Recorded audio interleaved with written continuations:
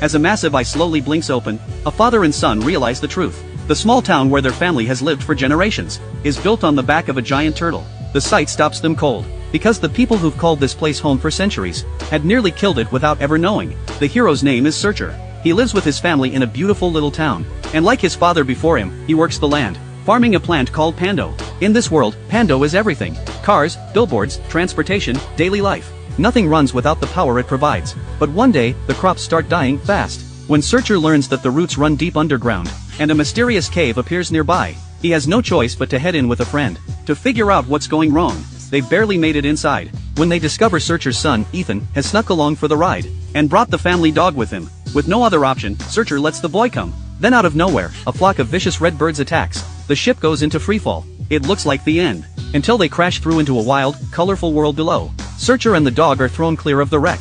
Lucky for them, the ground is covered in soft, squishy tentacles that cushion the fall. A school of tiny red fish drifts overhead, moving in formation. As Searcher sets off to find the others, he spots a small blue creature. It slaps him across the face, then bolts. Searcher and the dog give chase, but the little thing calls in backup, a giant spiky beast. It lunges at them, tentacles flying, ready to swallow them whole. Then a wild man drops in out of nowhere, pulls out a flamethrower, and drives the creatures off. When he takes off his hat, Searcher freezes. 25 years ago, his father vanished on an expedition. Searcher had always assumed he was dead, but standing right in front of him is Jaeger, his father. Jaeger thinks he must be dreaming, until Searcher pulls out the compass his father once gave him. That's when it hits Jaeger, this is real. The two set off to regroup with the others. Along the way, Jaeger burns through the brush blocking their path, not noticing the little dinosaur-like creature trailing behind them, dropping tiny yellow mushrooms in their wake. Wherever the flames had scorched, the mushrooms bring it back to life. Then Searcher steps on something strange and gets swallowed whole. Jaeger pulls him out, and they ride the creature bareback, racing to catch up with the rest of the group. Meanwhile, Ethan has slipped away on a flyer to search for his dad. He takes in wonder after wonder, until a cliff face stops him dead.